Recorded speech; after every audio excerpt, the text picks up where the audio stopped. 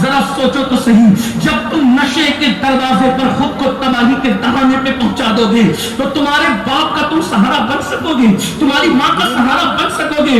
آج نشہ کرنے والوں کی مائیں مسجدوں کے دروازوں پہ بیٹھ کر کے بھیک مانگ رہی ہے، نشہ کرنے والوں کا باپ بڑھاپے میں بھی لوگوں کی نوکری کرتا نظر آ رہا ہے۔ اے میری قوم کے جوانوں، نشے سے دنیا بھی تباہ ہوتی ہے، نشے سے آخرت بھی تباہ ہوتی ہے۔ حضور آپ کو دیکھنا چاہتا ہوں، حضور آپ کو دیکھنا چاہتا ہوں۔ اس سے پہلے ہمیں یہ سمجھنے کی ضرورت ہے کہ ولی کون ہوتا ہے اور ولی کس کو کہتے ہیں۔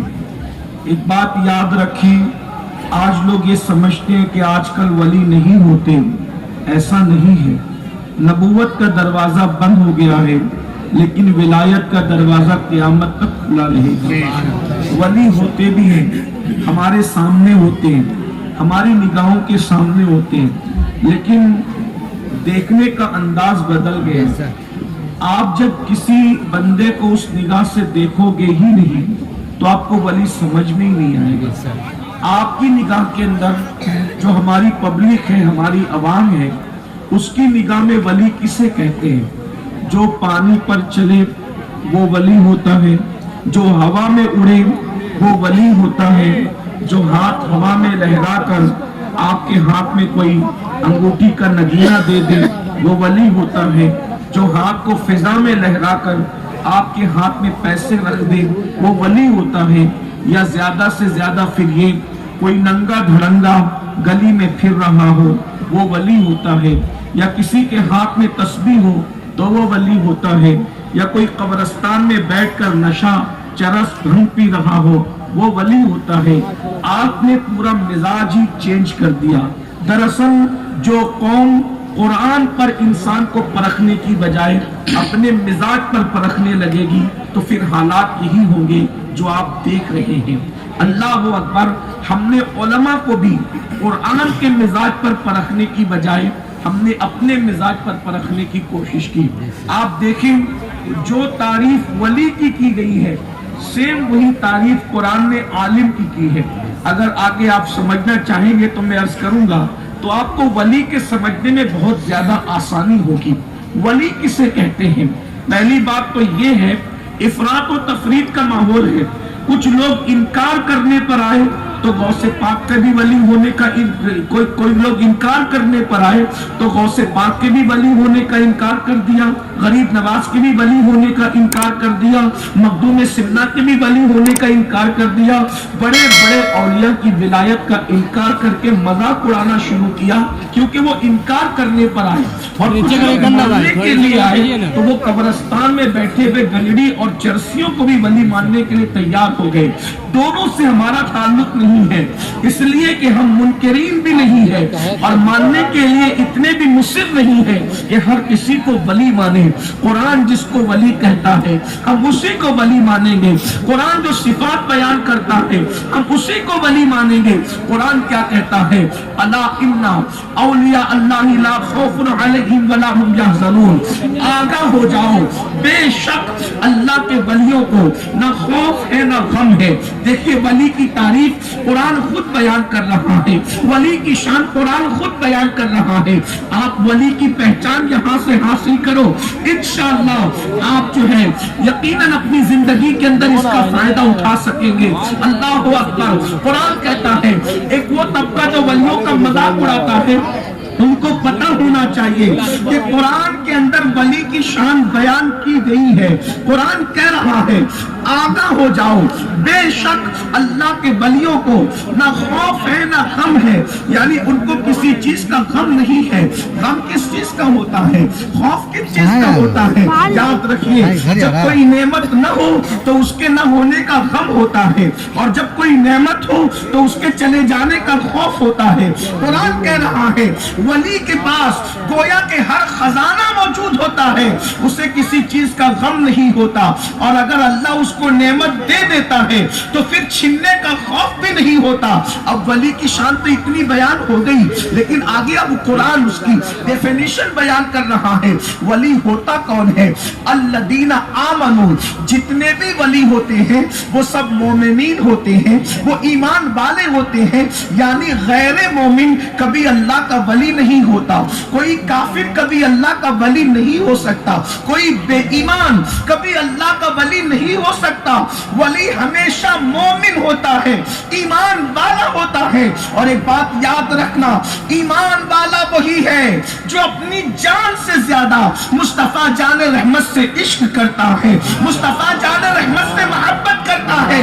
کہ ہم نہیں کہہ رہے ہیں بلکہ اللہ کے رسول جان ایمان مصطفیٰ کریم رؤوف الرحیم صلی اللہ علیہ وآلہ وسلم نے خود فرمایا، لا یؤمن احدکم حتی اکون احب الیہ من والدہ وولدہ والناس اجمعین، تم میں کا کوئی اس وقت تک مومن نہیں ہو سکتا جب تک کہ اپنے نبی سے، اپنی اولاد سے زیادہ، اپنے ماں باپ سے زیادہ اور تمام لوگوں سے زیادہ پیار نہ کرے۔ ایک مقام پر ارشاد فرمایا، جب تک کوئی اپنی جان سے زیادہ مصطفیٰ جان رحمت سے محبت نہیں کرتا اس وقت تک وہ مومن نہیں ہو سکتا۔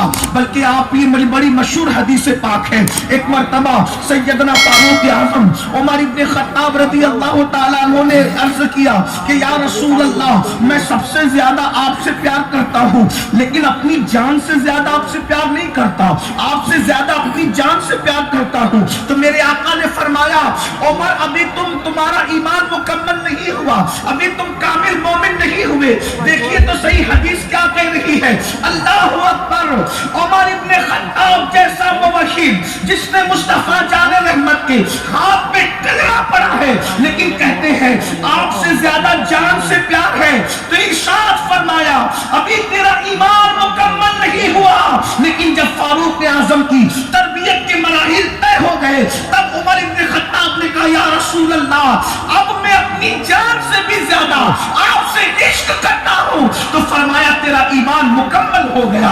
پتا چلا جان ایمان مصطفیٰ جان رحمت ہے، ان سے عشق کرو گے، ان سے محبت کرو گے تب ایمان مکمل ہوگا۔ تو ایمان کا سمجھ میں آ گئی بات حدیث کی روشنی میں کہ ایمان نام ہے عشق مصطفیٰ کا، ایمان نام ہے محبت رسول کا، وہ بھی کس سے؟ جان سے زیادہ۔ اب یہاں پر میں آگے بڑھنے سے پہلے ایک بات عرض کروں گا، کیا ہم لوگ نبی سے عشق کرتے ہیں؟ کیا ہم لوگ آقا سے عشق کرتے ہیں؟ اللہ اکبر۔ یہاں سب کہیں گے ہاں، میں نے کہا اللہ کا شکر ہے، لیکن آپ سے پوچھتا ہوں، بات کرنا اور ہے، اس کو ثابت کرنا اور ہے۔ میرے آقا صلی اللہ علیہ وآلہ وسلم کے دیوانوں، آپ حضور سے عشق کرتے ہیں؟ ہاں کرتے ہیں۔ کیا ثبوت ہے؟ تو آپ کہیں گے مولانا ہم تو جلوس ہر سال نکالتے ہیں، اس میں شریک بھی ہوتے ہیں، 2-4 جلسوں میں شرکت بھی کر لیتے ہیں، ہم نعتیں بھی سنتے ہیں، نعت خانوں کو نظر بھی دیتے ہیں۔ ایک بات میں آپ سے کہوں، جلوس کی اہمیت اپنی جگہ ہے، جلسوں کی اہمیت اپنی جگہ ہے، نعتوں کی اہمیت اپنی جگہ ہے، لیکن عشق کسے کہتے ہیں؟ آگے میں آپ کو بتاؤں، جس کو جس سے عشق ہوتا ہے وہ کبھی اس کی نافرمانی نہیں کرتا، جس کو جس سے عشق ہوتا ہے وہ اس کی بات کو کبھی کراس نہیں کرتا، جس کو جس سے عشق ہوتا ہے وہ کبھی اللہ اکبر اس کی باتوں کو پیٹ کے پیچھے نہیں ڈالتا۔ اے عشق رسول کا دعویٰ کرنے والوں، اپنی جان سے زیادہ مصطفیٰ جان رحمت سے عشق کرتے ہو؟ اگر ایسا ہے تو واللہ میں رسمی جملے نہیں کہہ رہا ہوں، حقیقتاً کہہ رہا ہوں، اور یہ میری سعادت ہے، اگر تم اپنی جان سے زیادہ مصطفیٰ جان رحمت سے عشق کرتے ہو تو تمہارے سر کی جوتیاں ہمارے سروں کا تاج ہے، اس لیے کہ تم میرے محبوب سے عشق کرتے ہو۔ دنیا میں سب سے کم درجے کا جو عاشق رسول ہے، سب سے آخری درجے کا جو ادنا عاشق رسول ہے، اس کا نام امین القادری ہے۔ تم سب مجھ سے بہتر عاشق ہو، لیکن آج یہاں پر غریب نواز کی اس محفل کے اندر فیصلہ کر کے جانا ہوگا، ہم منافقت کر رہے ہیں یا عشق کر رہے ہیں، ہم صرف دعویٰ کر رہے ہیں یا عشق کر رہے ہیں۔ آؤ اے مصطفیٰ جان رحمت کے غلاموں، عشق کسے کہتے ہیں؟ ذرا توجہ سے سننا، ذرا غور سے سننا، اور اس کے بعد پھر میں نہیں کہوں گا کہ تم عاشق ہو کہ نہیں، مجھے کیا کہنے کا حق ہے، میں تو ایک گنہگار انسان ہوں، لیکن اپنے ضمیر کی عدالت میں خود اپنے آپ کو کھڑے کر کے تمہیں خود جج بن کے فیصلہ کرنا ہوگا، میں عشق کر رہا ہوں یا زبانی جمع خرچ کر رہا ہوں، میں عشق کر رہا ہوں یا صرف دعویٰ کر رہا ہوں۔ آج کے دھڑکتے دل سے ایک حدیث پاک کا مفہوم میرے الفاظ کے جامع میں سن لیجئے، عاشق کسے کہتے ہیں؟ اللہ اکبر۔ پھر آگے ہم بڑھیں گے دوسری منزل کی طرف، وقت رہا تو بڑھیں گے ورنہ کوئی بات نہیں۔ ولی ایسے نہیں بنتے، ہاتھ میں تسبیح بغل میں مصلی بھی ولی نہیں بناتا۔ ولایت کی منزل کے لیے پہلی سیڑھی عشق مصطفیٰ ہے، پہلی سیڑھی عشق رسول ہے، اور عشق رسول ہے کیا؟ اللہ اکبر۔ مصطفیٰ جان رحمت صلی اللہ علیہ وآلہ وسلم رات کے وقت بلال حبشی کو کہتے ہیں، بلال جاؤ اور جا کر کے مدینے کی گلیوں میں اعلان کر دو کہ اللہ کے رسول صلی اللہ علیہ وآلہ وسلم کا حکم ہے، مصطفیٰ جان رحمت کا حکم ہے، اے بستر میں سونے والوں، اللہ کے رسول تمہیں بلا رہے ہیں، چلو سونے کا وقت نہیں ہے، اس لیے کہ اسلام پر وقت آیا ہے۔ اپنی جانوں کی نظر لے کر، اپنی جانوں کی قربانیاں لے کر مصطفیٰ جان رحمت تمہیں بلا رہے ہیں۔ اللہ اکبر۔ اے مصلی پر رونے والوں، اب مصلی پر بیٹھنے کا وقت نہیں ہے، اللہ کے رسول اب سر جھکانے کے لیے نہیں، سر کٹانے کے لیے تمہیں بلا رہے ہیں۔ غرض کے بلال حبشی کو حکم ہوتا ہے، بلال مدینہ منورہ کی گلیوں میں اپنی آواز میں اعلان کرتے ہیں، لوگوں چلو چلو، مصطفیٰ جان رحمت تمہیں بلا رہے ہیں، سونے والوں سونے کا وقت نہیں ہے، مصلی پر رونے والوں رونے کا وقت نہیں ہے، چلو چلو حضور بلاتے ہیں، چلو چلو آقا بلاتے ہیں۔ کس لیے بلاتے ہیں؟ جلسے میں نعرہ لگانے کے لیے نہیں، جلوس کے اندر شرکت کے لیے نہیں، کس لیے؟ مرنے کے لیے بلا رہے ہیں، نبی مرنے کے لیے بلا رہے ہیں، توجہ فرمائے، نبی مرنے کے لیے بلا رہے ہیں۔ غور کیجئے میری قوم کے جوانوں، آج عشق مصطفیٰ کا دعویٰ ہے، حقیقت عشق جو ہے ایسا لگتا ہے عاشقوں کے ساتھ قبروں میں دفن ہو چکی ہے۔ اللہ اکبر۔ ورنہ آج قوم مسلم کے جو حالات ہم دیکھ رہے ہیں، یہ حالات کبھی نہ ہوتے، دنیا کبھی ہمیں نہ کچلتی اگر ہم عاشق رسول ہوتے، دنیا کبھی ہمیں برباد نہ کرتی اگر ہم عاشق رسول ہوتے، سچے عاشق رسول ہوتے، دنیا ہمارے گھروں کو کبھی تباہ نہ کرتی اگر ہم سچے عاشق رسول ہوتے، ہم لوگوں کے قدموں کے نیچے رگڑے نہ جاتے اگر ہم سچے عاشق رسول ہوتے۔ ذرا غور تو کرو، اللہ کے رسول بلا رہے ہیں اور مرنے کے لیے بلا رہے ہیں۔ اعلان صاف ہے، اعلان صاف ہے، چلو جان کی نظریں لے کر چلو، جان کا نظرانہ لے کر کے چلو۔ ہوا کیا ہے؟ اللہ اکبر۔ لوگ اٹھ کر کے دوڑ رہے ہیں، کس لیے؟ ہے کوئی ایسا اعلان دنیا میں؟ مرنے کے لیے چلو۔ کون آتا ہے مرنے کے لیے؟ یہی عشق کا امتحان ہے، امتحان عشق یہی ہے، شہادت ہے، مطلوب مقصود مومن، نہ مال غنیمت نہ کشور کشائی، دو عالم سے کرتی ہے بیگانہ دل کو عجب چیز ہے لذت آشنائی۔ دنیا میں کبھی ایسا اعلان ہوا ہے کہ مرنے چلو اور کوئی مرنے آیا ہو؟ لیکن یہ رسول اللہ کے اصحاب ہے، یہ صحابہ کرام ہے۔ اللہ اکبر۔ اعلان ہوا ہے اور لوگ مسجد نبوی کی طرف مرنے کے لیے دوڑ رہے ہیں، اس لیے کہ یہ عشق کا امتحان تھا۔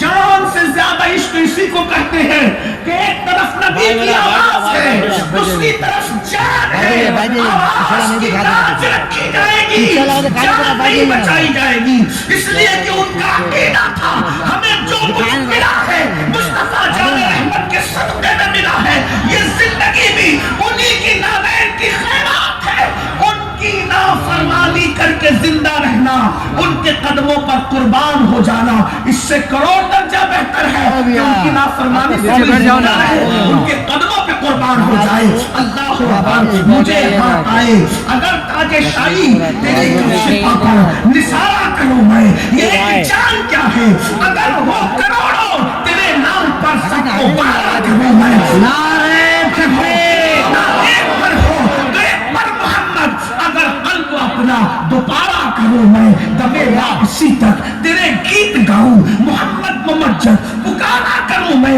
میرا دین و ایمان فرشتے جو پوچھے تمہاری ہی جانب اشارہ کروں میں اللہ اکبر چاند کی نظریں لے کر صحابہ پلٹ رہے ہیں کون کون پلٹا یہ تو الگ سا عنوان ہے لیکن ایک ہی بات عرض کر کے آگے بڑھنا ہے اللہ اکبر اسی مدینہ منورہ میں بہت لوگ جا رہے تھے دوڑ دوڑ کر لیکن ایک گھر کا ماحول جدا تھا ایک گھر کا ماحول الگ تھا پہلی رات کا دولہا اپنی دلہن کے ساتھ رات گزار رہا تھا اس کو میں بہت لمبا نہیں کرنا چاہتا اصل عنوان کی طرف جلدی آنا ہے لیکن میرے جوانوں غور کرو پہلی رات کا دولہا اپنی دلہن کے ساتھ رات گزار رہا تھا زبان حیا اس بات کی اجازت نہیں دیتی کہ ان کے درمیان کی کوئی گفتگو بیان کی جائے لیکن اتنا ضرور ہے باشعور لوگوں کو پتا ہے کہ پہلی رات شادی کی ہوتی کیا ہے زندگی میں سب سے زیادہ خوشی کی اگر کوئی رات انسان کو میسر آتی ہے تو اسے شادی کی پہلی رات کہتے ہیں انسان کے زندگی کی شباب کی ساری بہاریں اگر سمٹ آتی ہے وہ شادی کی پہلی رات ہے دوستوں کو بھول جاتا ہے انسان ماں باپ کو بھول جاتا ہے انسان سارے غموں کو بھول جاتا ہے انسان دلوں کے آنگن میں پہلی مرتبہ مسرتوں کا انمٹ پھول کھلتا ہے اسی کو شادی کی پہلی رات کہتے ہیں ہجر کی تکلیفیں وصل کی لذتوں میں تبدیل ہو جاتی ہیں اسی کو شادی کی پہلی رات کہتے ہیں 18 20 22 25 سال تک جن رجس رات کا جاگتی آنکھوں سے اور سوتی آنکھوں سے خواب دیکھا تھا اس کی درخشندہ تعبیر کو شادی کی پہلی رات کہتے ہیں اس سے زیادہ کوئی کیا کہہ سکتا ہے لیکن اتنا ضرور ہے پہلی رات کا وہ دولہا اپنی بیوی سے علیحدہ ہوتا ہے اور علیحدہ ہو کر کے غسل کیے بغیر اپنے گردن پر جو ہے وہ کمان لٹکاتا ہے کمر میں جو ہے وہ تلوار لگاتا ہے نیام کے اندر اور جیسی ڈھال ہاتھ میں لے کر سر پہ امامہ رکھ کر اسی جنابت کی کیفیت میں غسل سے پہلے وہ گھر کے دروازے کی طرف بڑھتا ہے تصورات اور تخیلات کی دنیا میں زلزلہ پیدا ہوتا ہے اور انسان یہ سوچتا ہے پہلی رات کی دلہن ادھورے خواب کو چکنا چور ہوتا ہوا اپنے سرتاج کو جب دروازے کی طرف جاتا دیکھ رہی ہوگی تو اس کی کیفیت کیا بھی ہوگی تصورات اور فطرت کے تقاضے تو یہی کہتے ہیں کہ اس دلہن نے دامن پکڑا ہوگا اور پکڑنے کے بعد کہا ہوگا میرے سرتاج میرے سپنوں کے راجا یہ تو بتا تجھے چھوڑ تیرے لیے سب کو چھوڑ کر آئی ہوں اور مجھے چھوڑ کر آج تو کہاں جا رہا ہے آج دروازے کے باہر جانے کی رات نہیں ہے آج تیر اور تلواروں کی رات نہیں ہے آج تو محبت کے الفاظ سے گل کھلتے ہیں آج تو وصل کی لذتیں جو ہے ایک دوسرے کے دل ملتے ہیں لیکن تم کہاں جا رہے ہو کہنے والے نے کہا ہوگا مڑ کر کے کہ میرے عشق کی راہ میں دیوار نہ بن ہم وہ اس شاخ ہے جو عشق و مستی کی راہ میں دیوار بنتی ہے اس دیوار کو ہم ہمیشہ کے لیے پیروں تلے کچل دیتے ہیں اس دامن پکڑنے والی مقدس خاتون نے کہا ہوگا آپ کا آخر کون سا محبوب ہے جو مجھ سے بڑھ کر ہے تو فطرت کے تقاضوں نے مڑ کر کے جواب دیا ہوگا ہاں ہاں وہی تو ہے جو صرف مخلوق کا نہیں بلکہ خالق کا بھی محبوب ہے وہ میرا نہیں بلکہ تیرا بھی محبوب ہے وہ انسانوں کا نہیں جانوروں کا بھی محبوب ہے وہ جانوروں کا نہیں بلکہ پتھروں کا بھی محبوب ہے وہ صرف پتھروں کا نہیں بلکہ درختوں کا بھی موجود ہے محبوب ہے اس کی محبوبیت عالمی ہے اس کی محبوبیت آفاقی ہے اس کی محبوبیت عالمی کو گھیرے ہوئے ہے خدا کی عزت کی قسم جو پتھر زبان نہیں رکھتے وہ بھی اس پر درود پڑھتے ہیں جو پتھر دل نہیں رکھتے وہ بھی اس کے عشق میں ہوتے ہیں ارے آپ عشقوں سے پوچھو یہ آگ کس کے عشق میں جل رہی ہے تب پتا چلے گا کہ یہ آگ جلنے کے لیے کسی کا عشق مہمیز دے رہا ہے یہ تتلیوں کا باغپن آخر کس نے ان کے اندر باغپن پیدا کیا ہے تو کسی کا عشق انہیں بھی باغپن عطا کر رہا ہوگا اللہ اکبر کسی کی مسکراہٹ روزانہ پھولوں کو کھلنے کا شعور عطا کرتی ہے کسی کی زلفوں کی تازگی سنبل کے پودے کو روزانہ پتیوں سے باہر نکالتی ہے کسی کے بالوں کی سیاہی رات کی چادر کو ایک نیا رنگ عطا کرتی ہے جس کے چہرے کا اجالا صبح کو روزانہ بدتہا کی لکیریں عطا کرتا ہے اللہ اکبر وہ ایسا محبوب ہے وہ ایسا خدا نے اپنی پوری مخلوق میں سدرہ سے لے کر تحت الثری تک اتنا خوبصورت کسی زمانے میں پیدا نہیں جبریل جیسا خوبصورت بھی اس کے حسن کو دیکھ کر اس کے تلووں میں سر رکھنے پہ مجبور ہے. جس کے تلووں پر سر جبریل ہو اس کے حسن و جمال کا عالم کیا ہوگا.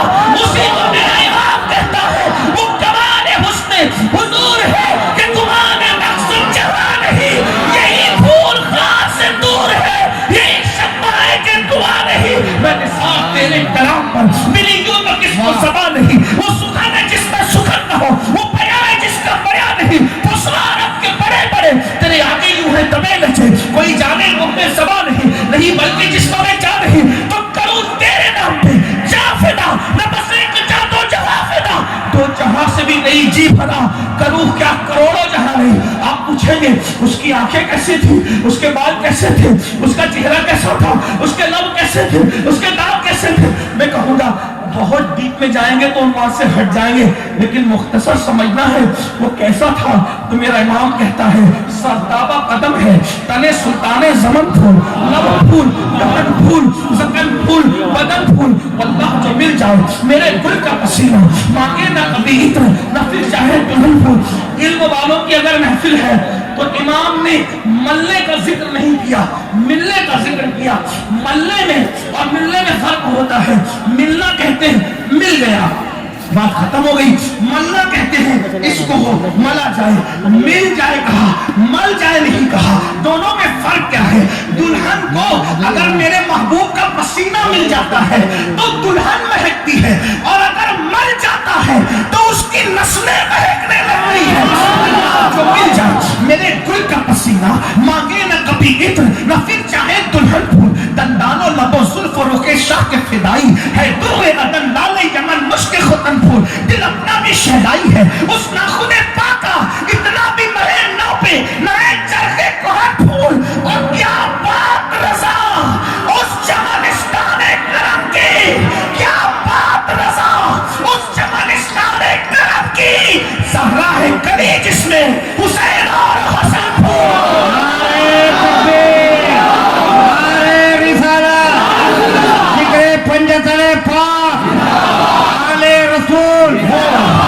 وہ اتنے خوبصورت تھے کہ مخلوق ہی نہیں خالق بھی ان سے محبت کر, بلکہ ان کے حسن کی جھلک آپ کو دکھاؤں, اندازہ کریں آپ کو پتہ چلے گا. ایک دن ام المومنین, حضور کی عادت تھی گھر میں, حضور بہت پیار سے رہتے تھے اپنے گھر میں, اپنی بیویوں سے بہت محبت کرتے تھے. آج ہم عاشق رسول کہلا کر بیویوں کو طلاق دینے کی بات کرتے ہیں, ان کو مارنے کی بات کرتے ہیں. میں تو کہتا ہوں کیا عاشق ہیں ہم, معاذ اللہ ثم معاذ اللہ. ارے طلاق تو نامرد لوگ دیتے ہیں, مرد کبھی طلاق نہیں دیتا. آپ کہیں گے بدماش بیوی ملی تھی, میں نے کہا وہ بدماش کی تو باصلاحیت تھا. بدماش کو چھوڑنا ہی تو نامردی ہے, ورنہ مردوں کا کام بدماشوں کو نبھانا ہے, یہی تو مردوں کا فن ہے. بد اخلاق اس لیے چھوڑ دیا. میں نے کہا تو با اخلاق تھا, با اخلاق کا کام ہوتا ہے بد اخلاق کو نبھا لینا. اللہ اکبر. یاد رکھیے اس شاہ کبھی بلا عذر شریف طلاق نہیں دیتے, کیونکہ اللہ کے رسول نے ہاتھ میں تسبیح رکھنے کی وجہ سے کسی کو افضل نہیں کہا, بغل میں مصلی رکھنے کی وجہ سے کسی کو افضل نہیں کہا. آپ ارشاد فرماتے ہیں تم میں سب سے بہتر وہ ہے جو اپنی بیوی کے ساتھ اچھا سلوک کرتا ہے, اور میں تم سب میں بہتر ہوں کہ میں تم سب سے زیادہ اپنی بیویوں کے ساتھ اچھا سلوک کرتا ہوں. بتاؤ گھروں میں کیا سلوک ہے؟ گھر میں جاتے ہو تو بیویوں کو حکم دیتے ہو, گالیاں دیتے ہو. غریب نواز کا جشن منانے والوں, سرکار غریب نواز فرماتے ہیں جس نے کسی مسلمان کو گالی دی مر ہے, ڈر ہے کہ مرے گا تو اس کی زبان پر مرتے وقت کلمہ نہیں آئے. گالی دینے والے کی زبان پہ مرتے وقت کلمہ نہیں آئے گا, اور مجھے ڈر ہے کہ وہ مرے گا تو کافر ہو کے مرے گا. ایک عام مسلمان کو گالی دو تو زبان پہ کلمہ نہ آئے, جو اپنی خود کی بیوی شریک حیات کو گالی دے اس کی زبان پہ کلمہ کیسے آئے گا؟ کیونکہ تم تو یہ سمجھ رہے ہو میری کنیز ہے. بیویاں کنیز نہیں ہوتی, بیویاں تو زندگی کی ملکائیں ہوتی ہیں. جو اپنی بیوی کو کنیز سمجھے اس سے بڑا بدبخت کون ہوگا؟ بیویوں کو کنیز بنا کے رکھا ہے. تمہاری زندگیوں کی بہاریں بیویوں کی وجہ سے ہے, ورنہ حقائق تو یہ بتاتے ہیں اگر بیوی نہ ہو تو جنت کی بہاریں بھی ادھوری لگتی ہیں. ورنہ جنت میں کیا کمی تھی؟ حضرت آدم نے مانگا تھا تیری جنت میں سب کچھ ہے، میرے جیسا کوئی نہیں۔ آدم علیہ السلام کو جنت کی بہاریں ادھوری لگ رہی ہے بیوی کے بغیر، اور بیوی مانگا مانگ کر کے لیا، بیوی وہ ہے۔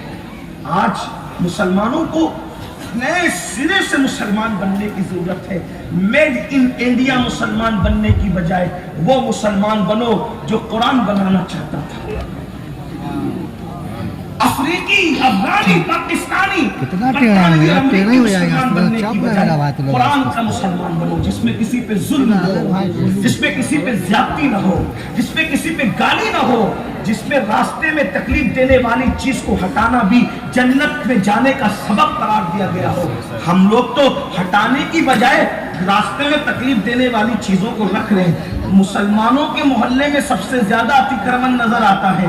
اگر مسلمان اس حدیث پر عمل کر لیں کہ راستے میں چیزوں کو تکلیف کے لیے نہ رکھو، حیرت ہے جس مذہب میں راستے میں کانٹے کو ہٹا دینا بھی جنت میں جانے کا ذریعہ ہے، اس مذہب کے ماننے والے سب سے زیادہ رستوں میں اتکرمن کر رہے ہیں، اور جو دوسروں کی جگہ کو باز اللہ اس پہ قبضہ کر کے گلیاں تنگ کر دیتے ہیں۔ مسلمانوں یہ اپنا مذہب ہے جو ہمیں زندگی گزارنے کا شعور عطا کرتا ہے۔ بہرحال بات دور نہ نکل جائے، میں کیا کہہ رہا تھا؟ حضور علیہ السلام گھر میں جیسے باہر تھے ویسے گھر میں تھے۔ حضور کی عادت تھی جب حضور علیہ السلام نئے کپڑے پہنتے تھے تو نئے کپڑے پہن کر کبھی کبھی ام المومنین سیدہ عائشہ سے کہتے تھے، اے عائشہ بتاؤ میں کیسا لگ رہا ہوں؟ غور کیجئے گا، یہ بات کس سے پوچھا؟ ام المومنین سے پوچھا میں کیسا لگ رہا ہوں۔ اب وہ ام المومنین تھی، وہ کیا کہتی؟ اللہ اکبر، کیا جواب دیا ام المومنین نے؟ عرض کرتی ہے آقا آپ کیسے لگ؟ خدا کی قسم جس کا چہرہ دیکھ کر قرآن والدحا کہے،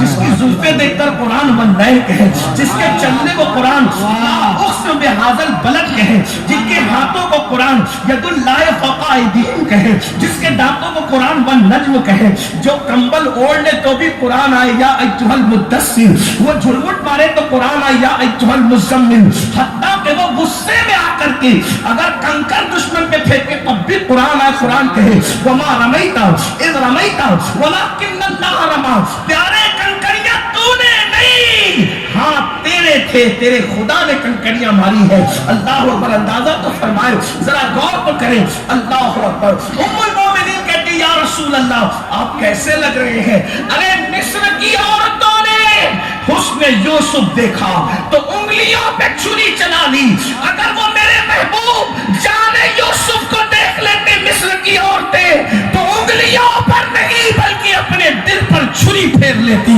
عالم یہ ہے، اور میرے امام کہتے ہیں حسن یوسف پہ کٹی، مصر میں انگشتر زنا سر کٹاتے ہیں، تیرے نام پہ مردانے عرب۔ تو میں مختصر بات کروں، عرض یہ کیا کر رہا تھا؟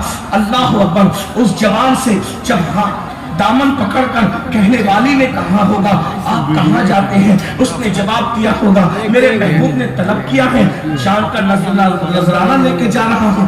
لیکن قربان وہ عورتیں بھی کیسی تھی، اگر یہاں بہنیں اور مائیں موجود ہیں تو ان سے کہنا چاہتا ہوں آج شوہر داڑھی رکھ لے تو بیوی کہتی ہے کیا مولوی بننا چاہتے ہو؟ استغفر اللہ، لا الہ الا اللہ۔ بیوی خود شوہر کو سدھرنے نہیں دیتی، تانا دیتی ہے مجھے بیوٹی پارلر لے کر چلو، مجھے باغ میں لے کے چلو، مجھے فلم میں لے کے چلو۔ میں اپنی بہنوں سے کہتا ہوں یہ دنیا ہی سب کچھ ہے۔ میری بہنوں بتاؤ، جو اسلام عورت کو مسجد میں جانے کی اجازت نہیں دیتا، وہ اسلام عورت کو بیوٹی پارلر میں جانے کی اجازت کیسے دے سکتا ہے؟ آپ مجھے بتائیں تو صحیح، مسجد سے بہتر کوئی جگہ ہے؟ مسجد دنیا کی جنت ہے، جنت، مسجد دنیا کی جنت ہے۔ اللہ اکبر، ہمارا مذہب اور مذہب کے ساتھ مسلک بھی کہہ دوں کہ ہمارا مسلک عورتوں کو مسجد میں جانے کی اجازت نہیں ہے۔ کیوں؟ یہی تو ہمارے مذہب اور مسلک کی پوترتا ہے، پاکیزگی ہے کہ فرمایا عورتیں مسجد میں نہ جائیں۔ لوگ کوستے ہمارے مسلک کو کہ یہ مسجد میں جانے سے کیوں روکتے ہیں؟ میں نے کہا ہم نہیں روکتے، فاروق اعظم نے روکا ہے۔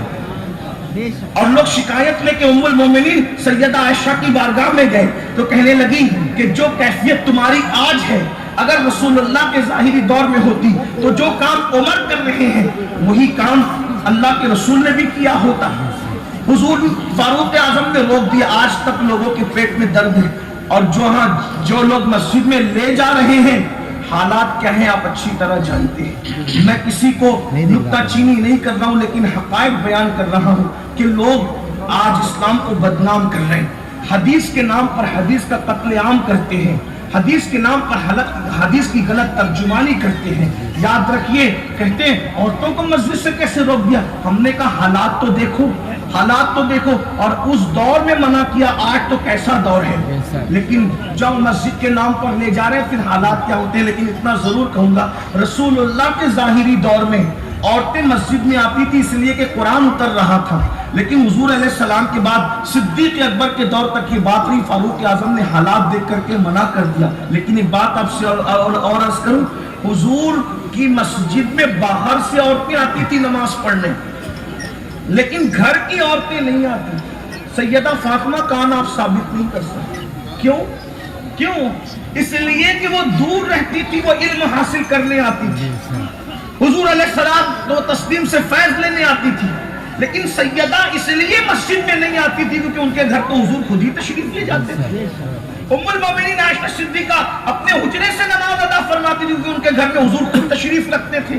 اس سے پتا چلا اس وقت تو عورتوں کا مسجد میں آنا رسول اللہ سے استفادے کے لیے تھا, حضور سے فیض حاصل کرنے کے لیے تھا. لیکن آج کون ہے بھائیوں؟ اور پھر اس کے بعد میں کسی کو اور بڑھتے جا رہے ہیں بھائی, تھوڑا ادھر چپی جن کے یہاں مسجد میں آنے جانے کی اجازت ہے, ذرا ان کے مولویوں کی سوشل میڈیا پر داستان سنو کیا ہے. میں نام نہیں لوں گا لیکن یہ ضرور ہے کہ کتنے کیا کرتوت ہے, ذرا دیکھ لیں. کبھی وقت ہوگا اس عنوان پہ بات ہوئی تو ہم آپ کو بتائیں گے کہ مولوی صاحب جن کے مسجد میں آنے جانے کی اجازت ہے کتنے لوگوں سے کیا ہوا. یہ چھپی ہوئی نہیں ہے, انٹرنیٹ پر پوری زندگی موجود ہے. ان لوگوں کی جیل کاٹ لیا ہے, اللہ اکبر, جیلوں میں گئے ہیں. مولوی صاحب جیلوں میں گئے ہیں تو کیا تم مسجد کے دروازے کھول کے ہر مولوی صاحب کو مشکوک کر دینا چاہتے ہو؟ تھوڑا غور تو کرو. اور آپ سے بھی کہتا ہوں, ہر کسی کی حدیث کی دھوس میں نہ آیا کرو, اس لیے کہ جو حدیث پڑھتا صحیح ہے لیکن اس کی ترجمانی غلط کرتا ہے, اس پر بھی تو توجہ کرو. میں یہ نہیں کہتا کہ قرآن غلط پڑھتے, حدیث قرآن صحیح پڑھتے, حدیث نہیں پڑھتے, اس کی ترجمانی غلط کرتے. یہی تو خارجیوں نے کیا تھا. مولا علی پر سب سے پہلے کفر کا فتویٰ خارجیوں نے دیا.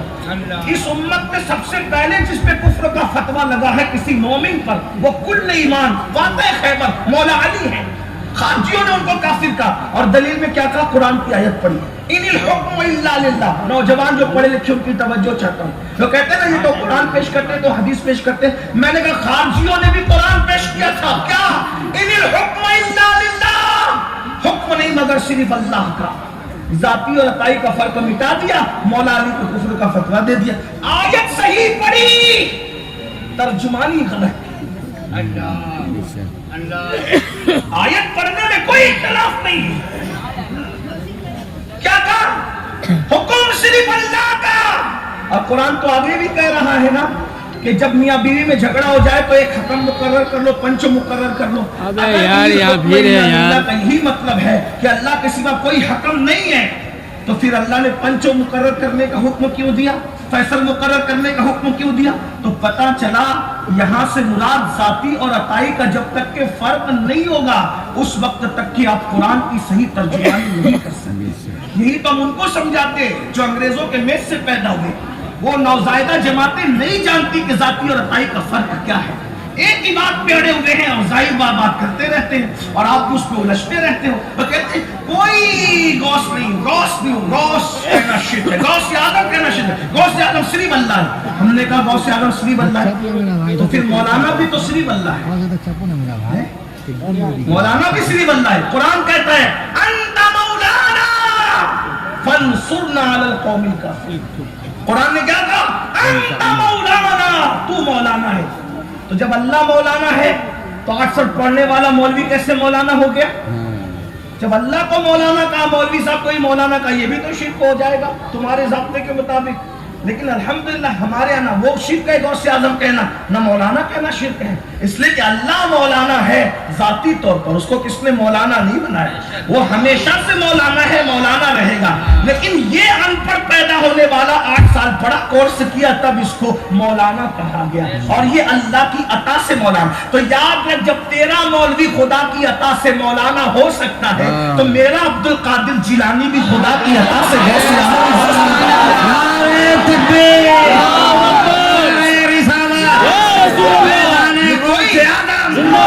یہ کوئی اختلافی بات ہم نہیں کر رہے ہیں، لیکن آپ کو یہ بتانا چاہتے ہیں کہ آج امت کو تو اتحاد کی ضرورت ہے۔ وہ اس طریقے کی باتیں کرتے تو ہمیں جواب، اس لیے کہ جب سوال ہوگا تو جواب دیا جائے گا۔ اللہ اکبر۔ پھر کہتے ہیں کہ یہ نہیں اور وہ نہیں اور وہ نہیں، غریب نواز تو صرف اللہ ہے، اللہ کے سوا کوئی غریب نواز نہیں۔ ہم نے کہا بھائی یہی بات سن لو نا، قرآن کہہ رہا ہے مولا۔ آپ نے سورۃ البقرہ کی آخری آیت، اسی پر تو سورۃ البقرہ ختم ہو رہی ہے، مولانا فانصرنا علی القوم الکافرین۔ تو مولانا ہے، اللہ مولانا ہے۔ کتنے مولانا تم نے پیدا کر رکھے، تو روزانہ کتنے شرک کر رہے ہو، اس کو سمجھو، ذاتی عطائی کا فرق سمجھو۔ اسی لیے ہم کہتے ہیں نبی کو جو غیب ہے وہ ذاتی نہیں ہے، اللہ کی عطا سے ہے، اور اللہ کا علم لامحدود ہے، لیکن خدا کی نگاہ میں مصطفیٰ جان رحمت کا علم محدود ہے، نگاہ قدرت میں ان کا علم محدود ہے۔ اللہ کو کسی نے نہیں دیا، لیکن مصطفیٰ جان رحمت کو اللہ نے عطا کیا۔ اللہ کے بتائے بغیر ایک ذرے کے کروڑویں حصے کا علم بھی اللہ کے بتائے بغیر کسی کو نہیں ہو سکتا، اور اگر ایک ذرے کے کروڑویں حصے کے برابر بھی اگر اللہ کے بتائے بغیر کوئی کسی کے لیے علم مانے یا کوئی نعمت مانے، وہ مشرک ہے ہماری نظر میں۔ ہم اہل سنت پہ الزام ہے کہ ہم لوگ نبی کا علم خدا کے برابر کہتے ہیں، واللہ تاللہ باللہ کبھی بھی یہ نہیں ہے۔ خدا کا علم لامحدود ہے، اور قدرت کی نگاہ میں علم مصطفیٰ محدود ہے۔ نگاہ قدرت میں علم مصطفیٰ میں، حضور کے علم کی حد ہے نگاہ قدرت میں، اگرچہ ہماری نگاہ میں حضور علیہ السلام کے علم کی کوئی حد نہیں، کیونکہ ہماری نگاہ کی حیثیت کیا ہے؟ جو اپنا چہرہ نہ دیکھ سکے وہ علم مصطفیٰ کا اندازہ کیا لگا سکتا ہے؟ ہم اپنا چہرہ خود نہیں دیکھ سکتے، اس لیے اس کو سمجھنا ہوگا جوانوں۔ عمل کے ساتھ عقیدے کی اصلاح بھی ضروری ہے۔ تو میں کیا عرض کر رہا تھا، بات دور نکلتی جا رہی ہے، آپ کا ذوق سلامت ہے، اس لیے ہم بھی کچھ اشارے دے رہے ہیں۔ اللہ اکبر۔ اس جوان نے اپنی بیوی سے کہا ہوگا کہ حضور بلا رہے ہیں، میں نے جانا، لیکن وہ پاکیزہ بیوی نے کیا کہا، اللہ اکبر، اے جانے والے جا، ضرور جا، جلدی جا، تاخیر نہ کر، لیکن ایک بات کا وعدہ کرتے ہوئے جا کہ اگر تو واپس لوٹے گا تو میں غازی کی بیوی کہلاؤں گی، اور اگر تو شہید ہو گیا تو شہید کی بیوہ فخر سے جا، ضرور جا، لیکن سنتا جا، جیسے آج جا رہا ہے ویسے کل جنت میں مجھے چھوڑ کے مت جانا۔ آج تو اکیلے جا رہا ہے، کل جب جنت میں جانا تو اپنا ہاتھ میرے ہاتھ میں لے کے مجھے بھی جنت میں لے کر جانا۔ وہ عورت، وہ خاتون، اور وہ عاشق چلا گیا۔ توجہ ہے، میں نے اتنی لمبی بات یہ چند جملے کہنے کے لیے کہی تھی۔ عاشق چلا گیا، اس نے جان بھی دے دی، فرشتوں نے اس کو غسل دیا، مشہور واقعہ ہے، ان پر میرے ماں باپ قربان، ان کو غسیل الملائکہ کہا گیا۔ ٹھیک ہے، حضرت سیدنا حنظلہ رضی اللہ تبارک و تعالیٰ عنہ، اب سنیے، غور سے سنیے، عشق نے حنظلہ کو، توجہ، عشق نے سیدنا حنظلہ کو جان کی قربانی دے کر میدان جنگ تک پہنچایا۔ بیوی کو چھڑوا کر کے، دنیا کو چھڑوا کر کے میدان جنگ تک۔ ہم بھی عاشق رسول ہیں، وہ جان قربان کر کے نبی کی آواز پر مسجد نبوی پہنچے۔ کیا ہم فجر کی نماز میں نیند قربان کر کے بھی اپنے محلے کی مسجد میں پہنچتے ہیں؟ بتائیے، اب مجھے بتائیے، ہم کون سے عاشق ہیں؟ ان کو جان کا نظر لے کر کے وہ مقتل گاہ تک جا رہے ہیں، اور ہم نیند کی نظر لے کر مسجد تک نہیں جا رہے، سجدہ گاہ تک نہیں جا رہے۔ کون سے ہم عاشق رسول؟ کہیں معاذ اللہ استغفر اللہ کہ ہم عشق رسول کے نام پر اپنے آپ کو دھوکہ تو نہیں دے رہے؟ جب مرو گے تو آنکھ کھلے گی، اس لیے کہ جو قوم 10 منٹ کی نیند اپنے نبی کے نام پہ قربان نہ کرے وہ عاشق کیسے ہو سکتے؟ بتائیے، جب کہا جاتا ہے کہ داڑھی رکھ لو تو کہتے شرم آتی ہے، عاشق کو محبوب کی سنت پر عمل کرنے میں شرم کیسے آتی ہے؟ ارے عشق تو کہتا ہے کہ میں محبوب کے رنگ میں ڈھل جاؤں، عشق تو کہتا ہے کہ مجھ پہ محبوب کا رنگ چڑھ جائے، عشق تو کہتا ہے کہ میں محبوب کے کردار میں، اس کی رفتار میں، اس کے شب و روز کے اندر اپنے آپ کو گم کروں، بلکہ عاشق تو محبوب میں گم ہی ہونا چاہتا ہے اور یوں فریاد کرتا ہے ایسا گما دے ان کی ولا میں خدا ہمیں ڈھونڈا کرے پر اپنی خبر کو خبر نہ ہو۔ جب تک جان سے زیادہ حضور سے عشق نہیں کرو گے تب تک کہ کامل اور سچے مومن نہیں ہو سکتے۔ ہم نے تو نیند سے پیار کیا، بڑی معافی کے ساتھ، نیند سے، فجر کی نماز میں نیند سے پیار کر کے سونے والوں، جو قوم اپنے نبی اور اپنی نماز سے زیادہ اپنی نیند سے پیار کرے، بولو کون سا مومن؟ فاروق اعظم کہے میں آپ سے زیادہ جان سے پیار کرتا ہوں، حضور نے کہا بھی تو کامل مومن نہیں ہوا، فاروق اعظم کو کہا۔ تو ہم اگر نیند سے زیادہ پیار کر رہے ہیں معاذ اللہ، بتائیے، حالانکہ ہماری نیت یہ نہیں ہوتی، مجھے معلوم ہے لاشعوری طور پہ ہو رہا ہے جو بھی ہو رہا ہے، مال سے زیادہ پیار ہے، نبی سے اتنا پیار نہیں۔ آپ کہیے کیسے؟ میں نے کہا بتاؤ بھائی، ایک طرف نبی کا منادی اعلان کر رہے ہیں حی علی الصلاۃ، دوسری طرف دکان بلا رہی ہے، کس کی طرف جاتے ہو؟ مسجد کی طرف جاتے ہو کہ دکان کی طرف جاتے ہو؟ تو کس سے پیار ہے؟ پیسوں سے؟ جو پیسے قبر کے باہر چھوڑ کے مرنا ہے اس سے اتنا پیار ہے، اور جس نبی نے قبر میں آ کر ہماری مدد کرنا ہے اس سے کیا پیار کیا؟ پیار کرنے کی بات آسان ہے، عشق کرنے کی بات، بھائیو یہ کوئی لڑکیوں سے پیار کا معاملہ نہیں ہے کہ ایک گلاب دے کر کے آپ عاشق بن جائیں، یہ وہ میٹر نہیں ہے، یہ بچوں سے پیار کا معاملہ نہیں ہے کہ بچوں کو چھپ کر آپ عاشق بن جائیں، یہ بچوں کا کھیل ہی نہیں ہے۔ عشق والوں کے لیے ابو بکر صدیق ہونا ضروری ہے، عشق والوں کے لیے عمر ابن خطاب ہونا ضروری ہے، عشق والوں کے لیے عثمان ذو النورین ہونا جیسا ضروری ہے، عشق والوں کے لیے علی، آپ جانتے ہیں عثمان ذو النورین کو، بھائی جو نبی کے عشق میں کعبے کا طواف چھوڑ دے، توجہ آپ کی سننا چاہ، حدیث پڑھ رہا ہوں، حدیث سن لیں، جب صلح حدیبیہ کے موقع پر توجہ کر، کیا بات آ گئی ہے، بہت نازک بات آ گئی ہے، غور سے سنیں۔ حدیبیہ کے موقع پہ رسول اللہ نے کہا عثمان تم جاؤ، تمہاری عزت کافر بھی کرتے ہیں، جاؤ تمہارے احسانات ہیں ان لوگوں پر، مکے والوں پر، تم جا کے بات کرو کہ حضور لڑنے نہیں آئے، عمرہ کرنے آئے، عمرہ کرنے دو۔ عثمان غنی مکہ گئے، مکہ شریف گئے، علماء سے پوچھو اگر کوئی احرام میں مکہ جائے تو اس کے لیے سب سے افضل پہلا کام کیا ہے؟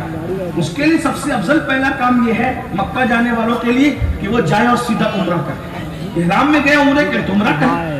عثمان غنی مکہ گئے حضور کے حکم پر، ادھر صحابہ آپس میں باتیں کرنے لگے، عثمان کتنا خوش نصیب ہے، ہم تو یہی پڑے ہوئے، وہ مکہ چلے گئے، وہ طواف کر رہے ہوں گے، صفا مروہ کی صحیح کر رہے ہوں گے، زمزم پی رہے ہوں گے، اور ہم یہاں پڑے ہوئے۔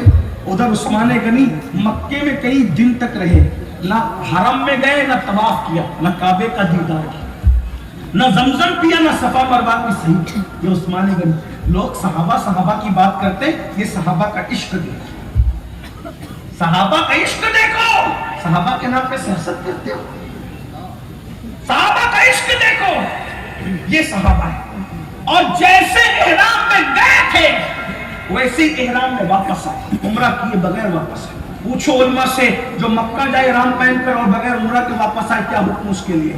لیکن سارے حکم آپ کے لیے ہے، عاشقوں کا اپنا مزاج ہے، عاشقوں کا۔ جب عثمان غنی حالت رسول نے فرمایا عثمان تیرے بھائی لوگ تیرے بارے میں کیا کہہ رہے ہیں ذرا سن۔ عثمان غنی گئے صحابہ سے کہا کیا کہہ رہے تھے؟ کہا ہم تو یہ کہہ رہے تھے کیا خوش نصیب ہو تم پہنچ گئے، عمرہ کرو گے، یہ کرو گے، وہ کرو گے۔ تو عثمان غنی نے کیا کہا تم نے میرے ساتھ بدگمانی کی، ارے کوئی مکہ جائے کعبے کا طواف کرے تو یہ بدگمانی ہے، کوئی زمزم پیے، اگر کوئی ہم سوچے مولانا صاحب غلام غوث مکہ گئے تو کیا کر رہے ہوں گے بھائی؟ طواف ہی تو کر رہے ہوں گے، یہ سوچنا کہ طواف کر رہے تو یہ کوئی بدگمانی ہے، یہ تو اچھا گمان ہے نا، اچھا تو لیکن عثمان غنی کا کہا تم نے بدگمانی کی میرے ساتھ، اور عثمان کی بدگمانی کہا تم کیا سمجھتے ہو؟ انہوں نے مجھ سے کہا تھا، بار بار کہا تھا کہ عثمان تم جا کر عمرہ کر لو، طواف کر لو، تمہارے احسانات ہیں ہم پر، لیکن میں نے نہیں کیا، کیوں؟ ارے میں کیا جانوں طواف اور عمرہ کو، میرا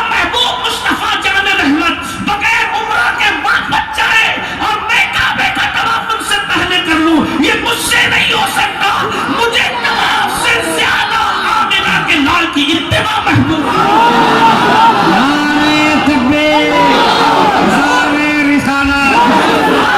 काबे का काबा तवाफ न करे और मैं काबे का तवाफ करूं, मुझसे नहीं हो। मैं तवाफ किए बगैर वापस है, मैं उम्रा किए बगैर वापस है। अब आपसे पूछूं, जो इश्क़े मुस्तफा में तवज्जो है, बोल सकता हूं, जो इश्क़े मुस्तफा में तवज्जो, इश्क़े मुस्तफा में काबे का तवाफ छोड़ दे।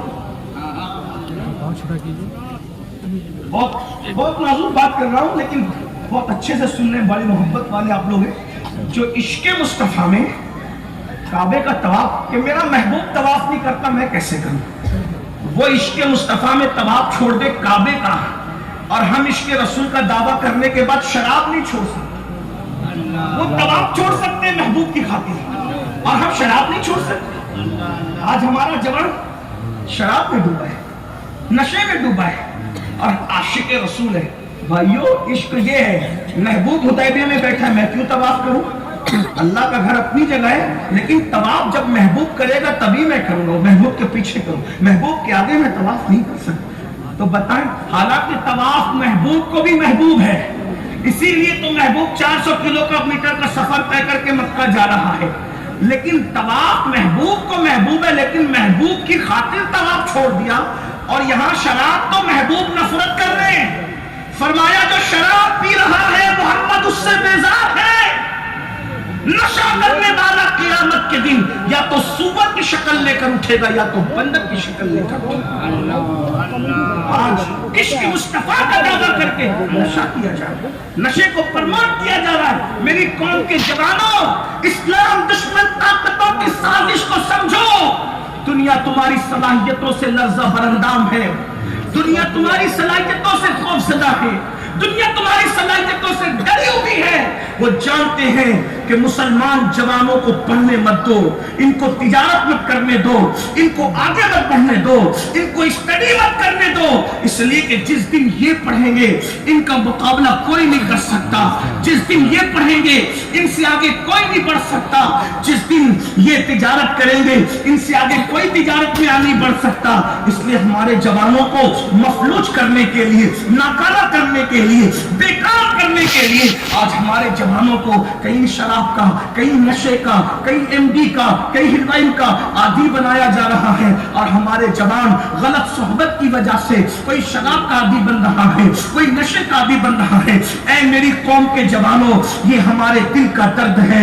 ऐ मेरी कौम के जवानों, तुम नशे के लिए नहीं, तुम शराब के लिए नहीं, तुम ताश के पत्तों के लिए नहीं, तुम औरतों की नाजायज मोहब्बतों में फंसने के लिए नहीं, तुम बहुत कीमती हो। एक जवान सिर्फ अपने माँ बाप का सरमाया नहीं है, एक जवान पूरी कौम का सरमाया है। ऐ मेरी कौम के जवानों, जिस कौम का जवान बिगड़ जाता है उस कौम की को मस्क कर दिया जाता है, उस कौम को सफे हस्ती से मिटा दिया जाता है। जिस कौम का जवान नशा करेगा उस कौम की बेटियों की आबरू महफूज न रहेगी। जिस कौम का जवान नशा करेगा वो कौम कभी तरक्की न कर सकेगी। जिस कौम का जवान नशा करेगा वो कौम जहालत की वादियों में भटकती रहेगी।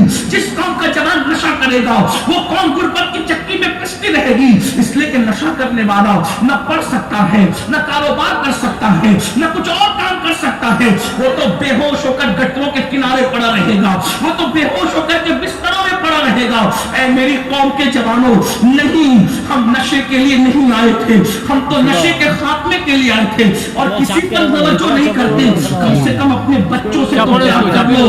जो बाप नशा करता है उसके बच्चों को हर जगह चाहे वो ताने सुनने पड़ते हैं, इसका बाप तो नशेड़ी है, इसका बाप तो गटरों के किनारे नशा करके पड़ा रहता है। स्कूल में बच्चे चिढ़ा रहे हैं, किसी महफिल में उन्हें हकीर नजर से देखा जा रहा है। नशा करने वाले की बीवी को हिकारत की नजर से देखा जाता है।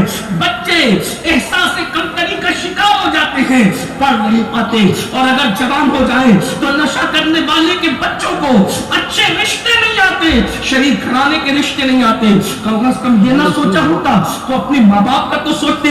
ایک ماں جب اپنے بچے کو دودھ پلاتی ہے, ایک باپ جب اپنے بچے کو بڑا کرتا ہے تو اس کے دماغ میں کتنے ارمان منڈاتے ہیں, کتنے ارمان جنم لیتے ہیں. اللہ اکبر. ماں جھولا جھلاتے ہوئے سوچتی ہے میرا بیٹا بڑا ہوگا تو میرے بڑھاپے کا سہارا بنے گا. باپ سوچتے ہیں میرا بیٹا بڑا ہوگا تو بڑھاپے میں میری مدد کرے گا. ذرا سوچو تو صحیح, جب تم نشے کے دروازے پر خود کو تباہی کے دہانے پہ پہنچا دو گے تو تمہارے باپ کا تم سہارا بن سکو گے, تمہاری ماں کا سہارا بن سکو گے. آج نشہ کرنے والوں کی مائیں مسجدوں کے دروازوں پہ بیٹھ کر کے بھیک مانگ رہی ہے. نشہ کرنے والوں کا باپ بڑھاپے میں بھی لوگوں کی نوکری کرتا نظر آ رہا ہے.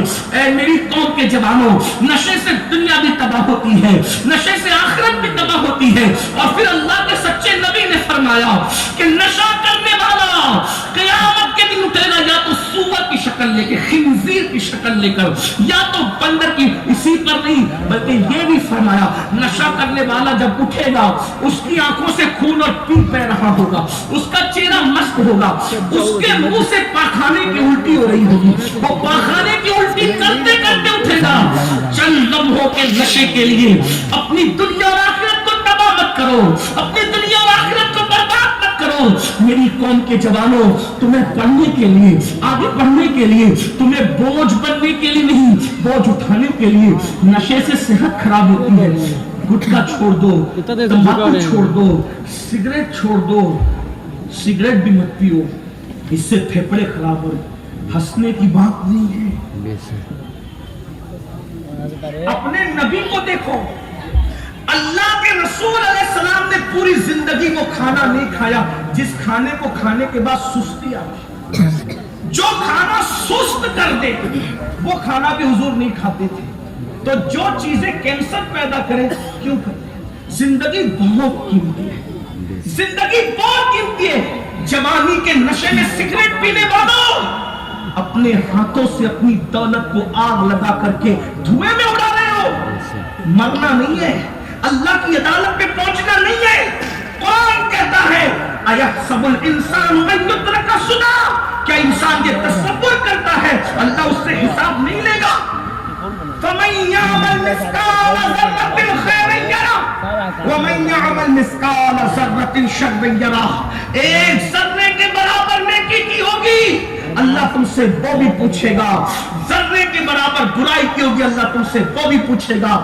سگریٹ پینے والوں, کیا تمہیں احساس نہیں ہے کہ رسول اللہ کی امت کی غریب عورتیں آج لوجوں میں بک رہی ہیں اور تم سگریٹ پی رہے ہو؟ سگنلوں پر مسلمانوں کی بیٹیاں برقع پہن کر کے بھیک مانگ رہی ہے اور تم اپنی دولت کو سگریٹ اور حقے میں اڑا رہے ہو. بتاؤ, یہ تمباکو, یہ سگریٹ, یہ گٹکا تمہیں کینسر تک لے جائے گا. چھوٹی عمر میں مر جاؤ گے, تمہارے بچے یتیم ہو جائیں گے. بددعا کے طور پہ نہیں کہہ رہا ہوں, پیشین گوئی جو ہے وہ کہہ رہا ہوں. اللہ ورنہ تمہیں لمبی عمر, ہم سے لمبی عمر دی, عمر نو عطا کرے اللہ تم سب کو. لیکن کر کیا رہے ہو سوچو.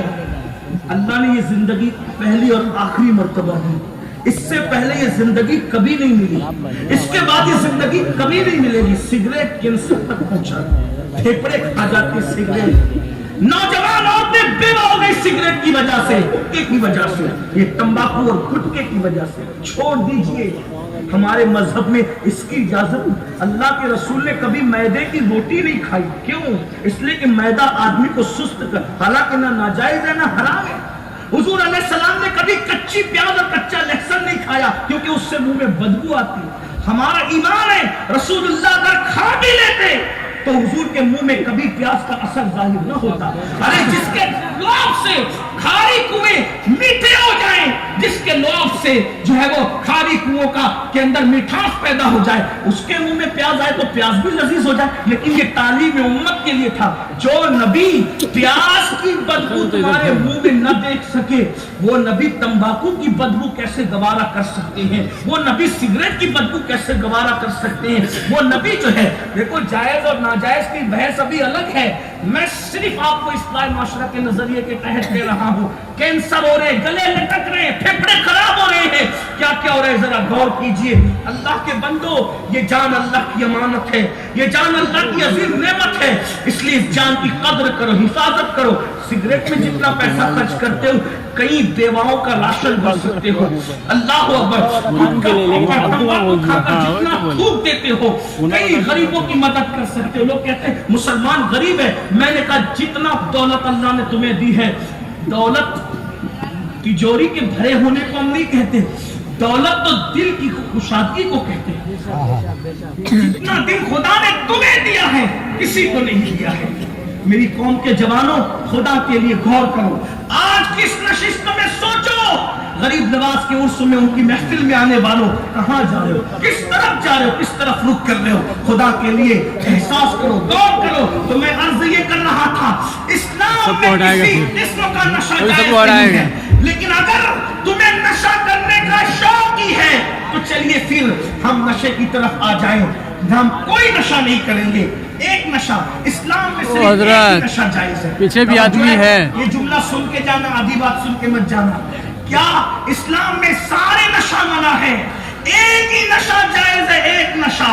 और वो नशा कौन सा तुम्हें पता है? हर नशा गटरों के किनारे बेहोश डाल देता है। ये वो नशा है जो गटरों से बचा लेता है। हर नशा बेहोश करता है, ये नशा होश में लाता है। हर नशा जलील करता है, ये नशा इज्जत देता है। हर नशा गुलाम करता है, ये नशा नेकनाम करता है। हर नशा अल्लाह अकबर बदनाम करता है, ये नशा इज्जतों की बुलंदी पे ले जाता है। हाँ हाँ, किसी हबशी को ये नशा हो जाए तो वो हबशी काबे की छत पे नजर आता है, काबे की छत उसके कदमों में नजर आती है। वो नशा कौन सा है? उसे नशा इश्क़े मुस्तफा कहते हैं। अगर छुपा लो तो छुपाने वाला उवैस बनता है, और अगर बता दो तो बताने वाला बिलाल बन जाता है। अगर नशा ही करना इश्क़े मुस्तफा, इसलिए कि दो नशे कभी भी एक साथ नहीं हो सकते। दो नशे कभी भी एक साथ नहीं हो सकते। जिसे इश्क़ मुस्तफा का नशा होगा वो शराब के नशे की तरफ कभी नहीं जाएगा, वो जुए के नशे की तरफ कभी नहीं जाएगा। बात मेरी दूर निकल गई। आज क्या कर रहा था? कुरान कहता है अल्लदीना आमनू, अल्लदीना, वली कौन होता है? ईमान वाला। और ईमान वाले के लिए मैंने इतनी लंबी बात कर दी कि अपनी जान से ज्यादा वो हुजूर से इश्क करता है। अब दुनिया में देख लो, वली इतनी आसानी से नहीं बनते। अब जब अल्लदीना आमनू की बात आई तो वो लोग खुद ही कट गए जो रसूलुल्लाह की गुस्ताखियां करते, जो हुजूर की तौहीन करते। भाई इश्क होगा, कोई महबूब की तौहीन करेगा? जो रसूलुल्लाह की जात में ऐब ढूंढे, अरे ऐबदार महबूब हो तो भी इश्क को ऐब नहीं देखने देता। जिसको खुदा ने हर ऐब से पाक किया, हर ऐब से पाक पैदा किया, बताइए उस नबी में लोग ऐब तलाश करते हैं? आजकल ये बातें कही जाती है कि उनको तो आयशा का हार नहीं पता था, अभी तक बेचारा इसी में गुम है कि हार नहीं पता था। तुझे पता है इसमें हिकमत क्या थी? अरे नबी को खुदा ने गोया के जहन से निकाल दिया कि हार आयशा का कहां है। वजह हिकमत ये रही होगी क्या? महबूब तुम चुप रहोगे, हम सूरह नूर की 18 आयतों को नाजिल करके तुम्हारी बीवी की मनकबत में कुरान नाजिल कर दे। यही तो शान है। हजरत मरियम पे इल्जाम लगता है तो नन्हा सा बच्चा उनकी तहारत की गवाही देता है। हजरत यूसुफ पे इल्जाम लगता है तो नन्हा सा बच्चा पाकिज़गी की गवाही देता है। लेकिन जब महबूब के हरम पे इल्जाम लगता है तो बच्चों को नहीं लाया जाता, बल्कि कुदरत खुद उनकी तहारत की गवाही देती भी रहमत की शान। हुजूर के हर काम में हिकमत है, लेकिन लोग उसमें ऐब ही तलाश करते। ऐब तलाश करने वाले ऐबी कभी नबी के आशिक नहीं हो सकते। बात आगे बढ़ाने से पहले एक बात असली, कुछ लोग कहते हैं नहीं नहीं हजरत तवज्जो, आप आपस में से बात न करें। ऐसे भाई साहब बात ओ बाबा ना बोलो, सब इधर देखो, इधर देख सबकी तवज्जो। चले एक बार दुरूद शरीफ पढ़े, मैं हदीस पढ़ूंगा। सल्लल्लाहु अलैहि वसल्लम। अब आप मेरी बात पे गौर कीजिए। वली पहले आशिक होगा, अपनी जान से ज्यादा हुजूर से इश्क करेगा, यानी गुस्ताख रसूल कभी वली, वो मोमिन नहीं होता तो वो वली कैसे हो सकता? जो कोई हो गुस्ताख, ठीक।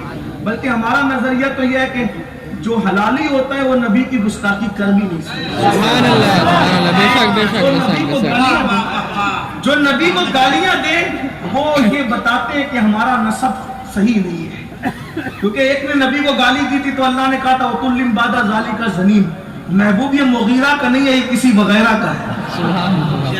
जो वगैरह का होता है, अच्छा है, जो वगैरह का होता है वही नबी को गाली देता है। वगैरह में एक नहीं होता, जी जी, वगैरह में हमेशा एक नहीं होते, कई एक होते। मैं किसी को गाली नहीं दे रहा हूँ, इतना जरूर कहूंगा, कोई दे, चाहे ये वाला दे चाहे ये वाला दे, जो नबी को गाली दे, जो नबी को गाली दे वो अपना नसब खुद बयान करे।